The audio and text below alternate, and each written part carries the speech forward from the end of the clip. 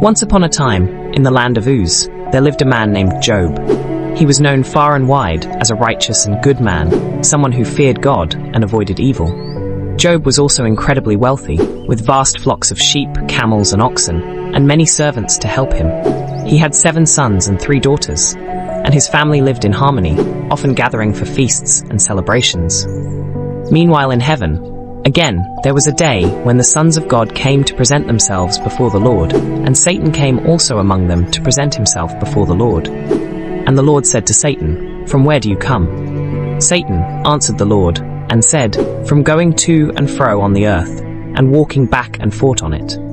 God pointed out Job to Satan, praising him as a man who was blameless and upright. But Satan challenged this, saying, "Job only serves you because you've given him everything. Take away his wealth, his family, and his comfort, and he will surely curse you to your face." God accepted the challenge but set one condition. Satan could take everything from Job, but he could not harm him physically. And so, in a series of sudden and devastating events, disaster struck Job. Messengers came to him one after another with terrible news. His oxen and donkeys were stolen by raiders. Fire fell from the sky and burned up his sheep, and his camels were taken by more marauders.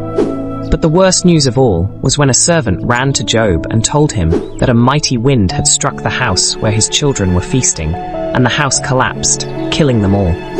Grief overwhelmed Job, but he did not curse God. Instead, he fell to the ground in mourning, saying, "The Lord gave, and the Lord has taken away. Blessed be the name of the Lord." Satan, seeing that Job remained faithful despite his losses, returned to God and said, "Skin for skin. A man will give everything to save his own life. But stretch out your hand and strike his flesh, and he will surely curse you." Again, God allowed Satan to test Job, but this time Satan could harm Job's body, though not his life. Satan struck Job with painful sores from the soles of his feet to the crown of his head. Job, covered in painful boils, sat on a pile of ashes, scraping his skin with a piece of broken pottery to find some relief.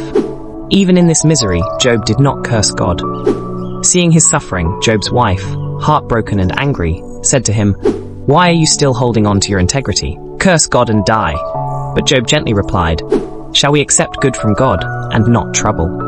Soon after, 3 of Job's friends, Eliphaz, Bildad and Zophar, came to comfort him.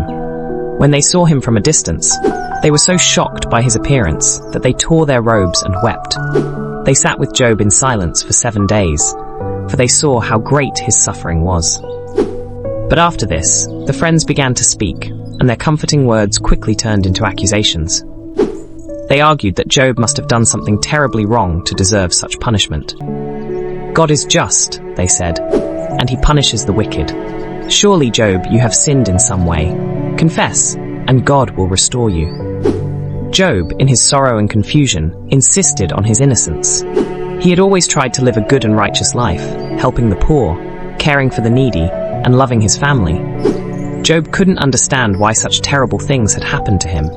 He cried out to God, questioning why the righteous suffer and why the wicked seem to prosper. In his pain, Job began to wish he had never been born. God's ways are higher than human understanding, and that no one can fully grasp his plans. Suddenly, a whirlwind appeared, and God spoke to Job from within it. But rather than answering Job's questions directly, God asked Job a series of overwhelming questions.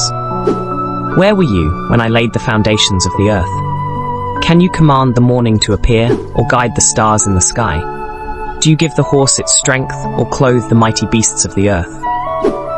God's questions reminded Job of the vastness of creation and the mysteries of the universe that were beyond his understanding. Job, humbled and awed, realized that he had spoken of things too wonderful for him to comprehend. He said to God, "I know that you can do all things, and no purpose of yours can be thwarted. I spoke of things I did not understand, things too wonderful for me to know." God then turned to Job's friends and rebuked them for speaking wrongly about him. They had assumed that Job's suffering was because of some hidden sin, but they were wrong. God instructed them to offer sacrifices and told them that Job would pray for them and he would forgive them. As for Job, God restored his fortunes. He gave him twice as much as he had before, thousands of sheep, camels, oxen, and donkeys. Job also had more children, 7 sons and 3 beautiful daughters, and he lived a long and blessed life, surrounded by his family and friends. And so, Job's story became a testament to enduring faith in the face of suffering, a reminder that, though we may not understand why we suffer, there is a greater wisdom at work, and God's ways are beyond our understanding. Job never learned the reasons for his trials, but in the end, he trusted in God's goodness and was restored to a life of peace and abundance.